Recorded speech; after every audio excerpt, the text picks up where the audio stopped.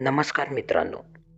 Paranormal इन्व्हेस्टिगेशनच्या cases handle करत असताना माझ्याकडे शहरातल्या बऱ्याचशा केसेस आल्या होत्या. पण त्या दिवशी मात्र पहिल्यांदाच एका खेडेगावाची एक खूपच अशी भयानक केस माझ्याकडे आली होती. त्या दिवशी मला माझ्या मोबाईलवरती फोन आला. तो फोन कराडमधील एका जोडप्याचा होता आणि ते पुण्यामध्ये मला भेटण्यासाठी येणार होते.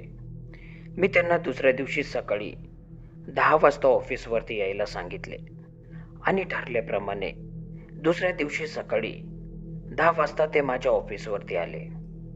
मी त्यांना माझ्या केबिनमध्ये बोलवले आणि माझ्या समोरच्या खुर्चीवरती त्या दोघांना बसण्याचा इशारा केला. साधारणतः 45 वर्षांचा तो पुरुष होता. त्याच्यासोबत त्याची बायको आणि एक 15 ते 16 वर्षांची मुलगीही होती. त्या मुलीकडे बघून माझ्या लक्षात आले की यांचा जो काही प्रॉब्लेम आहे तो या मुलीशी निगडीतच असला पाहिजे. आता मी त्या दोघांना पाणी वगैरे प्यायला दिलं. त्यानंतर ते थोडा वेळ तसे शांत बसून होते. मी पुन्हा त्यांच्याकडे विचारणा केली, साहेब, मला तुमचं नाव सांगता का? तसं तो पुरुष बोलायला लागला. तो म्हणाला, माझं नाव महादेव आहे आणि ही माझी बायको संगीता. ही माझी लहान मुलगी छकुली आहे. साहेब, तुम्हाला सांगायला कसं सुरुवात करू? खरं तर मला ते कळत सुद्धा नाही. पण बऱ्याच दिवसापासून माझी मुलगी छकुली हिच्यासोबत खूपच विचित्र घटना घडत आहेत. काही महिन्यांपूर्वी ती थोडीशी आजारी पडली म्हणून आम्ही तिला गावातल्या दवाखान्यात घेऊन गेलो आणि आम्ही त्या गोष्टींकडे जास्त लक्षही दिले नाही. पण हळूहळू तिचा आजार हा खूपच वाढायला लागला आणि म्हणून आम्ही तिला तालुक्याच्या एका मोठ्या दवाखान्यात नेले आणि तिथे पण एक आठवडाभर ट्रीटमेंट केली. पण त्यातूनही तिला काहीच फरक पडत नव्हता आणि हल्ली तर तिचे वागणे एवढे विचित्र झाले आहे की आम्ही दोघेही खूप घाबरलो आहे. म्हणून आम्ही तिला पुण्याच्या एका मोठ्या हॉस्पिटलमध्ये घेऊन गेलो. तिथं आम्ही तिच्या शरीराचे सगळे चेकअप केले. MRI, CT स्कॅन या सगळ्या गोष्टी केल्या. पण या रिपोर्ट्समध्ये सुद्धा तिच्या शरीरामध्ये कसलाच तीळ मात्र सुद्धा आजार सापडला नाही आणि डॉक्टरांनी हे हात वरती केले. डॉक्टर म्हणाले, रिपोर्ट तर सगळे नॉर्मल आहेत. हिला ट्रीटमेंटची गरजच नाही. जर हिला काही आजार असेल तर तो कदाचित मानसिक आजारच असेल. खरं तर मानसिक आजार व्हावा असं तिला कोणतंही टेन्शन आम्ही देत नाही. तरी पण आम्ही तिला मानसोपचार तज्ज्ञाकडे घेऊन गेलो. त्यांनी पण 15 दिवसांच्या गोळ्या दिल्या. पण त्यानंतरही त्याच्यातून काहीच निष्पन्न झाले नाही आणि हळूहळू हिचं वागणं खूपच भयानक होऊ लागलं होतं. आणि आता आमच्या लक्षात आलं की हे प्रकरण काहीतरी वेगळंच आहे. असं म्हणून तो पुरुष खाली मान घालून शांत बसला. तसं मी पुन्हा महादेवकडे विचारपूस करायला लागलो. महादेव, पुढं काय झालं मग ते तर सांग. तुम्ही अजिबात लाजू नका, कारण आम्ही असल्या केसेस हँडल करण्यासाठीच इथे बसलो आहे. त्यामुळे तुम्ही असं समजू नका की मी तुमच्या कोणत्याही गोष्टीवरती विश्वास ठेवणार नाही. फक्त मला सगळ्या गोष्टी एकदम व्यवस्थित सांगा. तसं महादेवने पुन्हा सांगायला सुरुवात केली.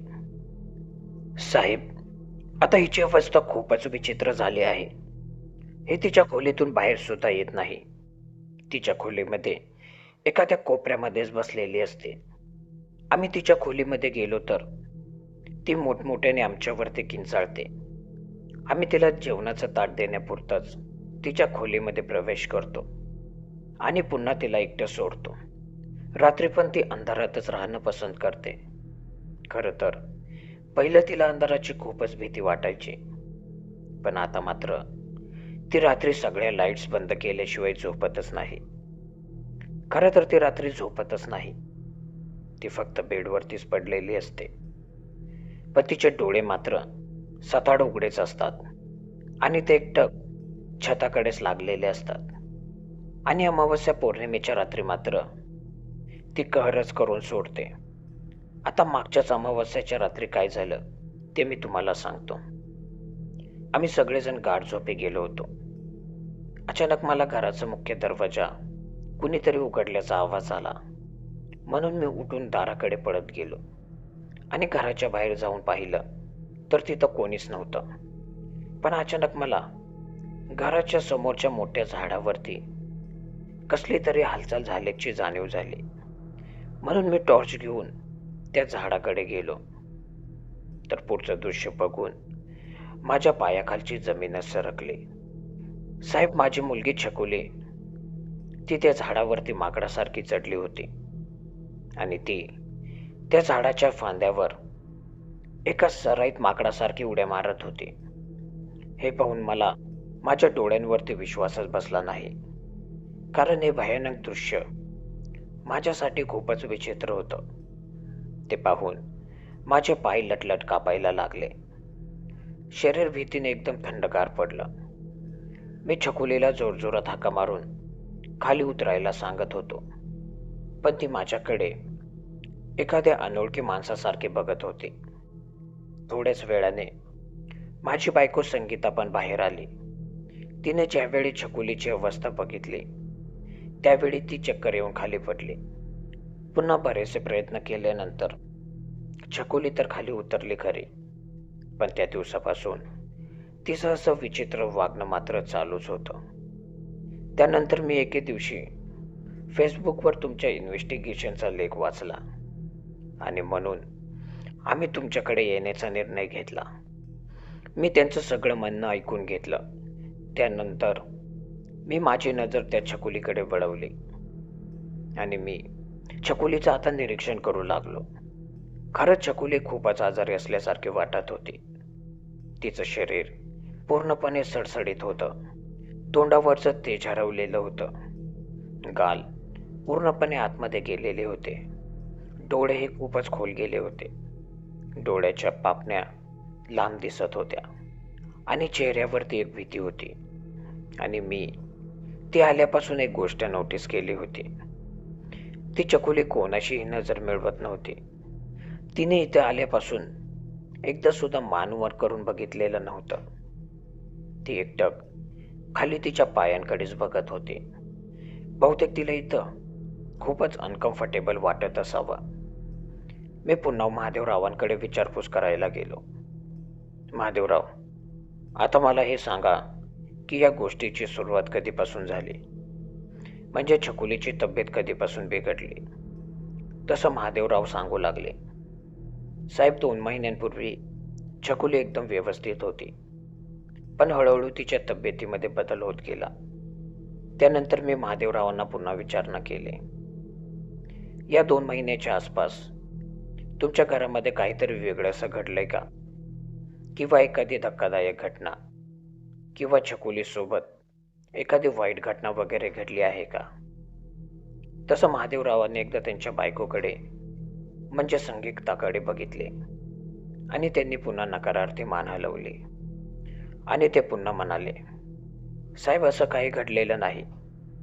तसं काही घडलं असतं तर मी तुम्हाला सगळं सांगितलं असतं. त्यानंतर मी पुन्हा महादेवरावांना विचारलं, बरं महादेवराव, मला आता सांगा, तुमच्या छकुलीचं तुमच्या दोघांकडे सोडून दुसरीकडे कुठे जाणं येणं वगैरे असतं का? तसं महादेवराव म्हणाले, नाही साहेब, तसं आम्ही तिला एकटीला कुठेच पाठवत नाही. फक्त ती माझ्या भावाच्या घरी जाते. माझा भाऊ आमच्या घरापासून 10-15 मिनिटाच्या अंतरावरतीच राहतो. त्याचं नाव रामचंद्र आहे आणि त्याच्या बायकोचे नाव नंदा. त्यांना पण छकुली एवढीच मुलगी आहे. तिचं नाव मनीषा आहे. आता त्या दोघी बहिणीच असल्यामुळे छकुली बऱ्याच वेळा त्यांच्याच घरी जाते आणि आम्हीही दोन्ही घर सोडून छकुलीला कुठे सुद्धा पाठवत नाही. त्यानंतर मी पुन्हा महादेवरावांकडे विचारणा केली.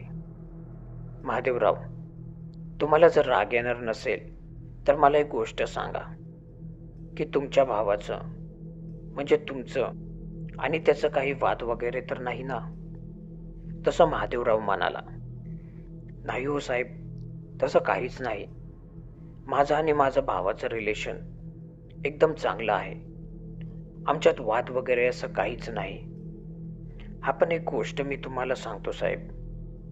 माझ्या भावाची, रामचंद्रची मुलगी मनीषा, ही पण 2 महिन्यांपूर्वी खूपच आजारी होती. तिला पण छकुलीसारखाचा आजार होता. तिची पण बऱ्याच ठिकाणी ट्रीटमेंट केली. शेवटी शेवटी तिला मोठ्या हॉस्पिटलमध्येही ॲडमिट केलं होतं. पण तरीही तिची तब्येत सुधारत नव्हती. आम्हाला एक वेळ असं वाटत होतं की आम्ही मनीषाला गमावतोय की काय. पण अचानक मनीषाची तब्येत बरी झाली. ती एकदम पूर्वीसारखे ठणठणीत झाली. तसं मी महादेवरावांना विचारलं, मनीषाला कोणता आजार होता? तसं महादेवराव म्हणाले, मनीषाला पण कोणताच आजार नव्हता. छकुलीसारखंच तिला पण व्हायचं. आजार तर कोणताच नाही, पण ती खूप वेड्यासारखी वागायची. बरंच नवस करून माझ्या भावाला ती एकुलती एक मुलगी झाली होती. त्यामुळे ते दोघे नवरा बायकोही खूपच काळजीत होते. पण बरं झालं, त्यांची मुलगी बरी झाली. पण त्यानंतर मात्र आमच्या छकुलीसोबतही ते चालू झालं. काय माहीत आमच्या घराच्या मागे हे काय लागले. मी पुन्हा महादेवराव आणि संगीताबाईकडे बघत विचारलं, महादेवराव आणि संगीता मॅडम, तुम्हाला ही गोष्ट थोडी खटकत नाही का, की मनीषाची तब्येत अचानक बरी झाली आणि लगेच तुमची मुलगी म्हणजे छकुलीची तब्येत बिघडली? यामध्ये तुम्हाला असं वाटत नाही का काहीतरी काळं बेर असावं? तसं महादेवराव आणि संगीताबाई हे दोघेही कावरे बावरे झाले. त्यानंतर मी पुन्हा त्यांना सांगायला लागलो, हे बघा, मी अशा बऱ्याचशा केसेस हँडल केल्या आहेत आणि अशा केसेसमध्ये जवळजवळ 90% लोक हे आपल्याच घरातील असतात. म्हणून मी तुम्हाला विचारतोय की तुमचा तुमच्या भावावर आणि त्याच्या बायकोवरती किती विश्वास आहे? तसं ते दोघेजण शांत बसले, कारण त्यांना काय बोलावं तेच कळत नव्हतं. त्यानंतर मी महादेवरावांना म्हणालो, एकंदरीत तुम्ही जेवढ्या गोष्टी मला सांगितल्यात त्यावरून काही धागेदोरे मिळणे शक्य नाही. त्यासाठी मला तुमच्या घरीच यावं लागेल. त्यानंतर आपलं इन्व्हेस्टिगेशन पूर्ण होईल. एक काम करा, तुम्ही आता तुमच्या घरी जा. उद्या सकाळी मी माझं थोडं सामान घेऊन तुमच्या घरी येतो. जाताना तुमचा ॲड्रेस तेवढा मला देऊन जावा. त्यानंतर ते बाजूच्या वहीवरती त्यांचा ॲड्रेस लिहून निघून गेले.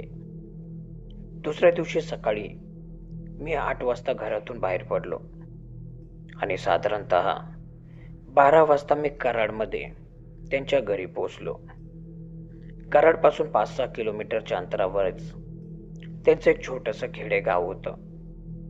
त्यांचं घर एकदम शेतामध्ये होतं. छोटंसंच पत्र्याचं घर.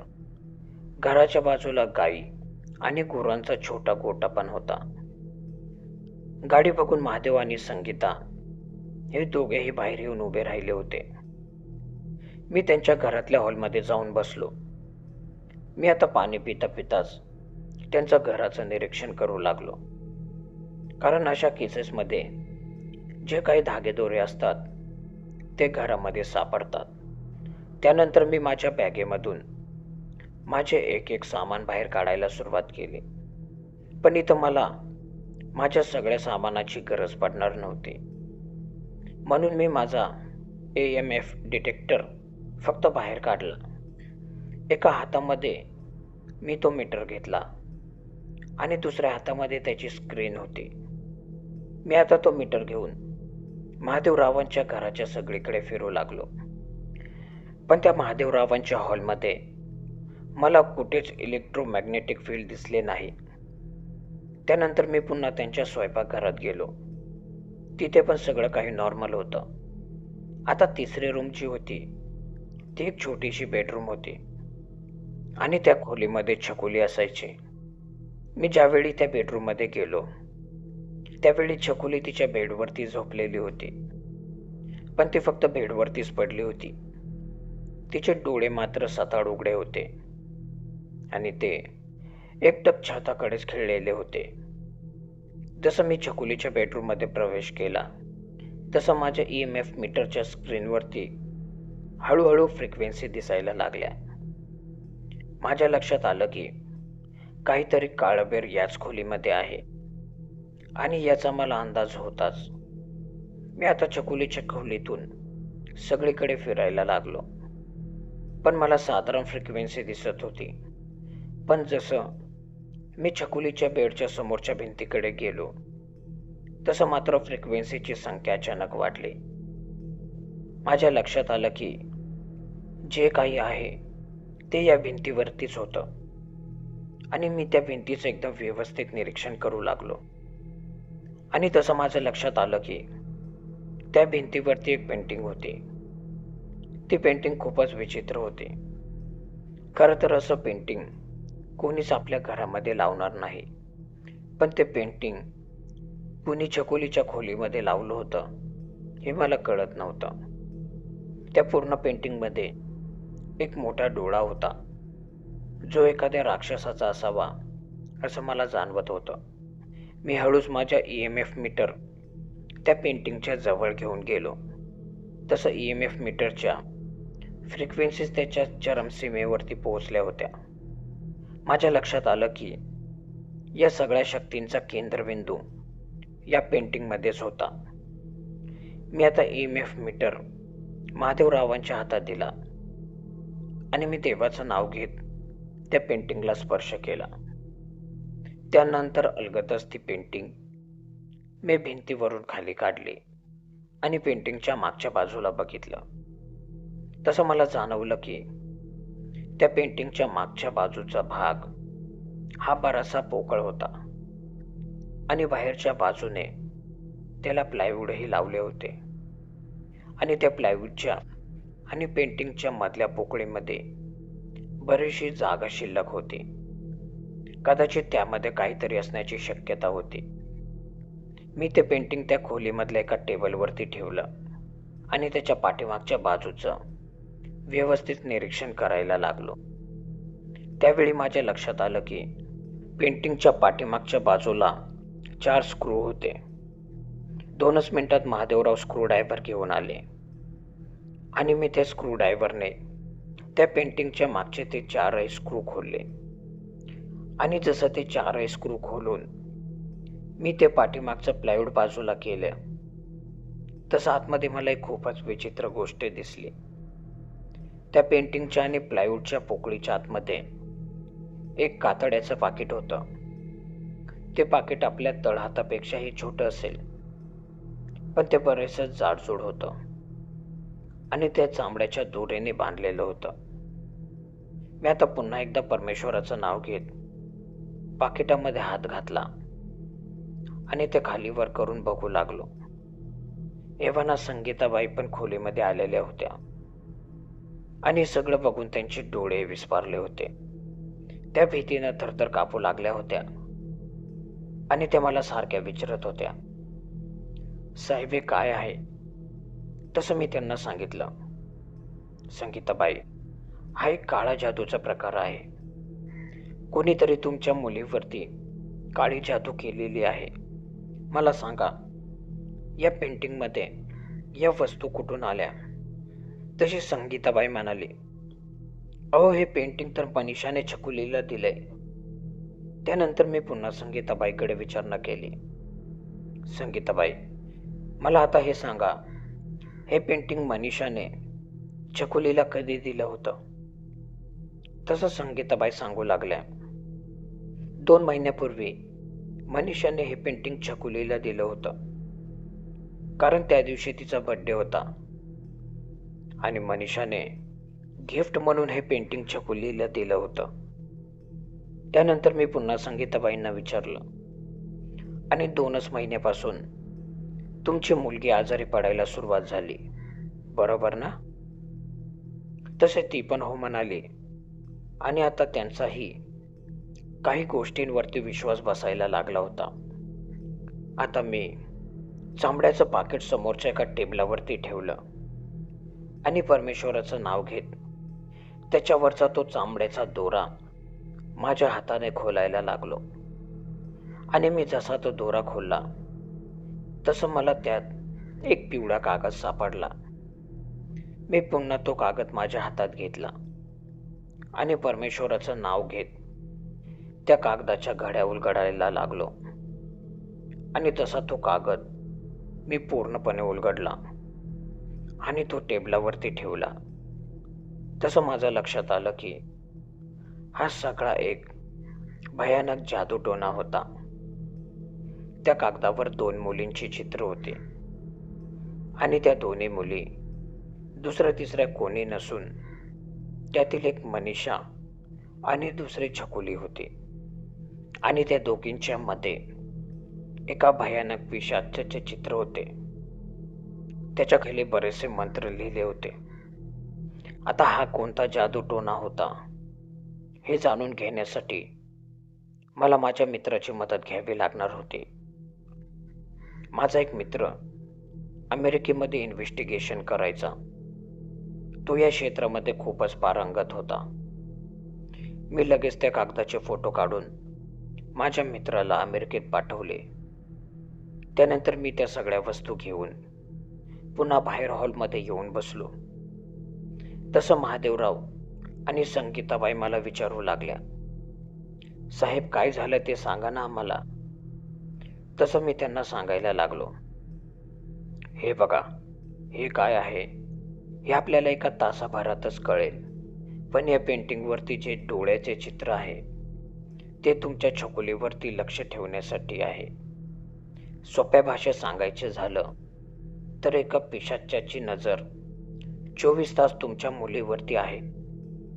आता मी असं सांगताच संगीताबाई आणि महादेवराव यांचा चेहरा भीतीने पांढरा फटक पडला. भीतीने त्यांची बोबडीच वळाली. त्यांना काही सुचेनासे झालं. त्यानंतर मी त्यांना दिलासा देण्यासाठी म्हणालो, महादेवराव घाबरू नका, आपण यातून नक्कीच काहीतरी मार्ग काढू. फक्त तुम्ही शांत राहा आणि थोडंसं धीरानं घ्या. तसं ते दोघेही शांत झाले आणि एक अर्ध्या तासातच मला माझ्या अमेरिकन मित्राचा फोन आला आणि जवळजवळ अर्धा तास आमच्या दोघांचे बोलणे झाले. आणि आता मला बऱ्याच गोष्टी कळालेल्या होत्या. आता मी माझ्या फोनवरचं संभाषण संपवून पुन्हा हॉलमध्ये येऊन बसलो. तसं महादेवराव आणि संगीताबाई मला पुन्हा विचारू लागल्या, साहेब सांगा ना मला काय झालं आहे ते. तसं मी त्या दोघींना सांगायला सुरुवात केली. महादेवराव आणि संगीताबाई, तुम्ही तुमचे काळीज घट्ट करू ऐका, कारण या गोष्टी तुम्हाला खऱ्या वाटणार नाहीत किंवा या गोष्टी तुम्हाला धक्का देऊन जातील. पण सत्य हे सत्यच असतं. महादेवराव, या कागदावरती जे चित्र आहे आणि त्याच्या खाली जो मजकूर लिहिलेला आहे त्यावरून असं कळतं की तुमच्या भावाच्या मुलीला म्हणजे मनीषाला जो आजार होता तो आजार बरा होत नव्हता आणि नाईलाजानं तुमच्या भावाने आणि तुमच्या भावाच्या बायकोने एका सैतानाशी सौदा केला आहे. हे जे पिशाच्च आहे ही अशीच कामं करतात. त्यांच्याशी एक प्रकारचा सौदा केला जातो. त्यांना कोणत्याही गोष्टीचे बलिदान दिले की ते आपल्यासाठी अशी कामे करतात. आणि तुमच्या भावांना पण असंच काहीतरी केलं आहे. आणि त्या बलिदानाच्या बदल्यात त्या पिशाच्चानं त्यांच्या मुलीच्या शरीरातील सगळ्या विकृती तुमच्या मुलीच्या आतमध्ये टाकल्या आहेत. आणि त्यामुळे त्यांची मुलगी मनीषा ही अचानक बरी झाली आणि तुमच्या मुलीची तब्येत अचानक बिघडली. आता माझ्या तोंडून हे ऐकून महादेवराव आणि संगीताबाई लटलट कापू लागल्या होत्या. महादेवराव आता उठून त्या खोलीमध्ये इकडे तिकडे फेऱ्या घालू लागले होत्या. त्यांना काहीच कळत नव्हतं. संगीताबाई तर ओक्साबोक्शी रडायला लागल्या होत्या. त्या सारख्या मला विनवणी करत होत्या, साहेब काहीही करा पण माझ्या मुलीला वाचवा. तसं मी त्या दोघांना म्हणालो, आपण नक्की छकुलीला वाचवू, पण आता त्याच्यासाठी आपल्याला तुमच्या भावाच्या घरी जावं लागेल आणि तिथे जाऊनच आपल्याला त्या गोष्टीच्या मुळापर्यंत पोहोचावं लागेल. त्यानंतर माझ्या अमेरिकन मित्रानं या गोष्टीवरती एक इलाजही सांगितला होता. तो आपण सगळ्यात शेवटी करू. त्यानंतर सगळं काही व्यवस्थित होईल. पण यामध्ये आपल्याला तुमच्या भावाची सुद्धा मदत पाहिजे. आणि त्यानंतर मी संगीताबाई आणि महादेवराव यांच्या घरातून बाहेर पडलो आणि त्यांच्या घरापासून अगदी 10 मिनिटांच्या अंतरावरती असणाऱ्या त्यांच्या भावाच्या घरी गेलो. आता जसं महादेवरावांसोबत मला आलेलं बघितल्यानंतर रामचंद्र आणि नंदा हे थोडेसे कावरे-बावरे झाले. आम्ही आता त्यांच्या घरामध्ये जाऊन बसलो. पण मी जाताना महादेवरावांना सांगितलं होतं की तुम्ही तुमच्या भावाला रागाने काहीही बोलू नका, कारण त्याने जर आपल्याला मदत करायला विरोध केला तर आपण काहीच करू शकणार नाही. कसं तरी मी महादेवरावांना शांत केलं. रामचंद्र रावांच्या हॉलमध्ये बसल्यानंतर ते त्यांच्या भावाला म्हणजे महादेवरावांना विचारायला लागले, महादेव, कोण आहेत हे आणि कशासाठी आले तिकडं? मी रामचंद्र रावांकडे बघत त्यांना विचारलं, हे बघा रामचंद्रराव, मी जरा स्पष्टच बोलतो. तुम्ही जे काही केलंय ते बरोबर केलं नाही. आता मी असं विचारल्यानंतर रामचंद्रराव हे थोडेसे घाबरले आणि पुन्हा ते मला म्हणाले, पण मी काय केले? तसं मी त्यांना म्हणालो, मला सगळं माहीत आहे तुम्ही काय केलंय ते. त्यानंतर मी पुन्हा रामचंद्ररावांना निर्वाणीच्या भाषेत सांगितलं, हे बघा, याचं जर इन्व्हेस्टिगेशन झालं आणि यात जर तुम्ही दोषी आढळलात तर तुम्हाला शिक्षाही होऊ शकते. आता तुम्हीच विचार करा, तुम्हाला आमची मदत करायची आहे का इथून पुढे होणाऱ्या परिणामांना सामोरे जायचं आहे? हे तुमचं तुम्हीच ठरवा. तसं रामचंद्रराव खूपच घाबरले आणि ते हात जोडायला लागले आणि ते मला म्हणाले, साहेब, माझी चुकी झाली, पण मी तरी काय करणार? माझ्यावरती वेळच अशी आली होती की मी काहीच करू शकत नव्हतो. तसं मी रामचंद्ररावांना मध्येच अडवत म्हणालो, पण तुम्ही असं केलं का ते आधी मला सांगा. तसं रामचंद्रराव आम्हाला सांगायला लागले, साहेब, ही घटना काही आत्ता घडलेली नाही. मला मूलबाळ होत नव्हतं, म्हणून मी आणि माझी बायको नंदा आम्ही खूपच निराश झालो होतो. पण त्यानंतर आम्हाला एक मांत्रिक भेटला आणि त्याने आम्हाला 100% मूल होण्यासाठी एक मार्ग सांगितला. पण तो मार्ग चुकीचा होता. पण आम्हाला मूल महत्वाचं होतं, म्हणून आम्ही त्या मार्गाने मूल मिळवायचं ठरवलं. आता त्यावेळी आम्ही त्या मांत्रिकाद्वारे एका पिशाचाची सौदा केला आणि त्या सौद्यामध्ये असं ठरलं होतं की ते पिशाच आम्हाला एक अपत्य देणार, पण त्याच्या बदल्यात आम्हाला त्या पिशाच्याला काहीतरी द्यावं लागणार होतं. तसं त्या पिशाच्याने आमच्याकडे एका मानवी शरीराची मागणी केली होती. तर आम्ही दोघेही खूप घाबरलो. पण त्यानंतर त्या पिशाच्याने आम्हाला सांगितलं की मला हे मानवी शरीर आत्ता नकोय. तुमची मुलगी 18 वर्षाची झाल्यानंतर मला एका हाडामासाचं शरीर पाहिजे.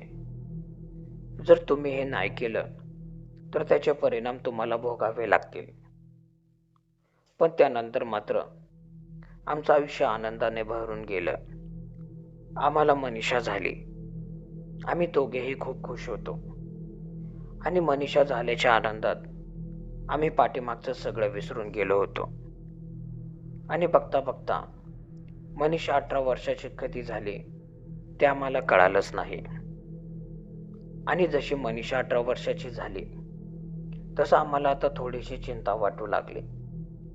पण मधून मधून आम्हाला वाटायचं की कदाचित ते पिशाच्य आपण केलेला सौदा विसरून पण गेला असेल. म्हणून आम्ही मनीषाची 18 वर्ष पूर्ण झाली तरी त्याची मागणी पूर्णच केली नव्हती. त्यानंतर अचानक मनीषाची तब्येत बिघडायला लागली. म्हणून आम्ही पुन्हा बरेचसे दवाखाने केले, पण मनीषाला काहीच फरक पडत नव्हता. म्हणून आम्ही नाईलाजाने पुन्हा त्याच मांत्रिकाकडे गेलो. तो आता बराचसा म्हातारा झालेला होता आणि त्यांनीच मला सांगितलं की त्या पिशाच्याने 18 वर्षानंतर तुम्हाला ज्या मानवी शरीराची मागणी केली होती ते तुम्ही त्याला दिलं नाही. त्यामुळे त्यांनी तुमच्या मुलीच्या शरीरावरती प्रभाव मिळवायला सुरुवात केली आहे. तसं आम्ही त्या मांत्रिकासमोर पुन्हा एकदा हात जोडले आणि आम्ही त्यांच्याकडे आमच्या मुलीच्या जीवाची भीक मागितली. तसं त्या मांत्रिकाने सांगितलं की हे पिशाच्च आहे आणि हे कधीच आपले सौदे विसरत नसतात. त्यांना तुला शरीर द्यावंच लागेल, पण तुझं तू ठरव की तुला ते द्यायचंय की नाही, किंवा तुला ते तुझ्या मुलीचं द्यायचं आहे की बाहेरच्या दुसऱ्या कोणत्या व्यक्तीचं. आता असं म्हटल्यानंतर आमच्या समोर दुसरा कोणताच मार्ग शिल्लक नव्हता. माझ्या मुलीचा जीव वाचवण्यासाठी माझ्या डोक्यात एक विचार आला की आपण आपल्या मुलीच्या जीवासाठी आपल्या भावाच्या मुलीचं शरीर त्या पिशाच्याला देऊन टाकू. म्हणून मी एके दिवशी मनीषाकडून छकुलीचे काही जुने कपडे मागून घेतले आणि त्याचबरोबर छकुलीचे केस, तिची नखं अशा पण गोष्टी मी मनीषाला आणायला सांगितल्या. आणि त्या सगळ्या गोष्टींचं माध्यम बनवून आम्ही पुन्हा त्या मांत्रिकाकडून छकुलीच्या शरीराचा सौदा त्या पिशाच्या सोबत केला. आणि त्यानंतर माझी मुलगी मनीषा बरी झाली आणि त्या दिवसानंतरच छकुलीची तब्येतही बिघडू लागली. आम्हाला हे सगळं माहीत होतं, पण आम्हाला आमच्या मुलीचा जीवही वाचवायचा होता आणि त्यासाठीच आम्ही हे सगळं केलं. खरं तर ह्या गोष्टीचं मला खूपच वाईट वाटत आहे, कारण छकुली ही सुद्धा माझ्या भावाचीच मुलगी आहे. आता हे सगळं सांगितल्यानंतर रामचंद्रराव मोठ्याने रडायला लागले. नंदाबाई पण महादेवरावांसमोर आणि संगीताबाई समोर हात जोडायला लागल्या. तसं महादेवरावांनी पण मोठ्या मनाने त्यांना माफ केलं, कारण किती जरी केलं तरी तो त्यांचा भावच होता आणि नाईलाजास्तव त्यांनी या गोष्टी केलेल्या होत्या. आता बऱ्याचशा गोष्टी क्लिअर झाल्या होत्या. त्यामुळे मी रामचंद्ररावांकडे बघत त्यांना पुन्हा विचारले, रामचंद्रराव, तुम्ही जी जादू टोण्याची प्रोसेस केली ती कुठे केली? तसं त्यांनी सांगितलं की त्यांच्या शेतातल्या घरी त्यांनी हे सगळं केलं होतं. आता आम्ही तिथून निघालो आणि 15 मिनिटात त्यांच्या शेतातल्या घरी पोहोचलो. छोटासा शेडवाजा ते घर होतं. चारी बाजूनी पत्रा, वरून पण पत्र्याचे 4 पान मारलेले होते. आम्ही आता त्या घराचा दरवाजा उघडून आत गेलो तर आतमध्ये एक विचित्र रांगोळी काढलेली होती आणि त्याच्या सगळ्या बाजूने मेणबत्त्या लावलेल्या होत्या. आणि त्या रांगोळीच्या मधोमध छकुलीचा एक ड्रेस ठेवलेला होता. त्यावर छकुलीचा एक फोटो होता आणि त्या फोटोवरचे डोळे चाकूने टोचून फोडलेले होते. आता माझ्यासमोर एक खूप मोठं चॅलेंज होतं.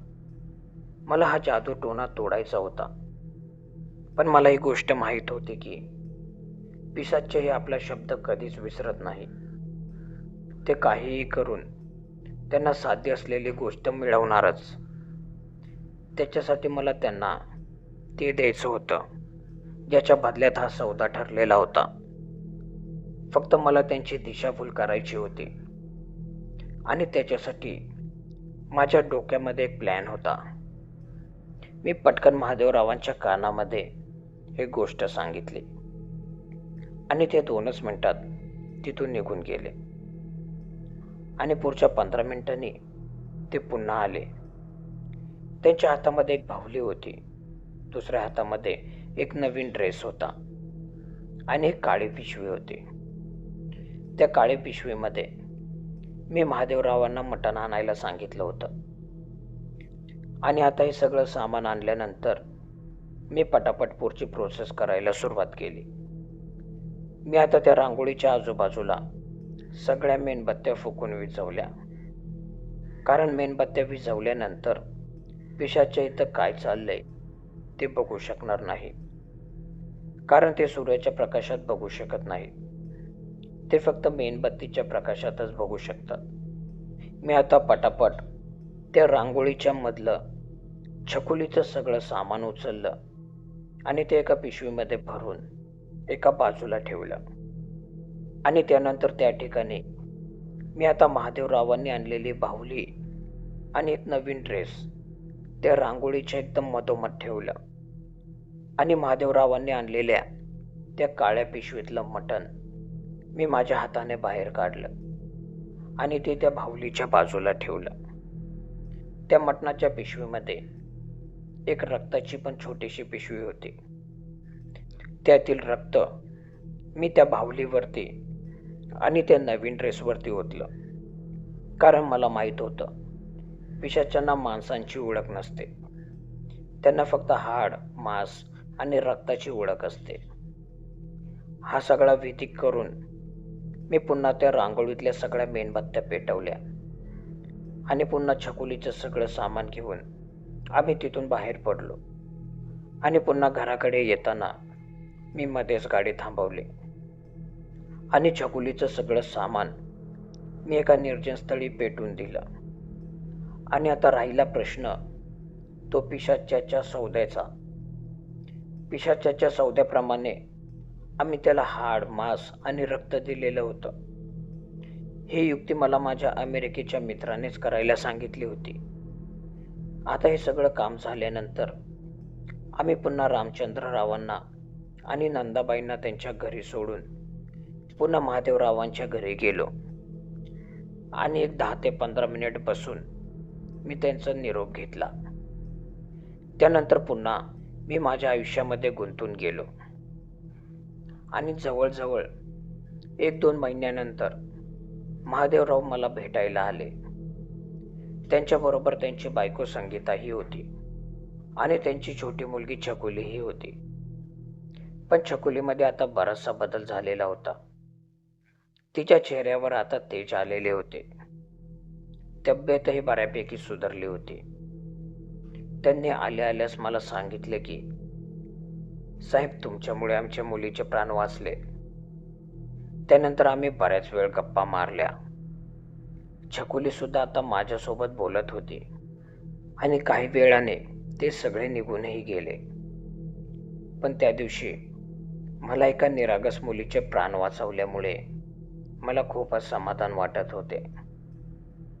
तर मित्रांनो, ही होती आजची आपली कथा. तुम्हाला ही कथा कशी वाटली मला खाली कमेंट करून सांगायला विसरू नका.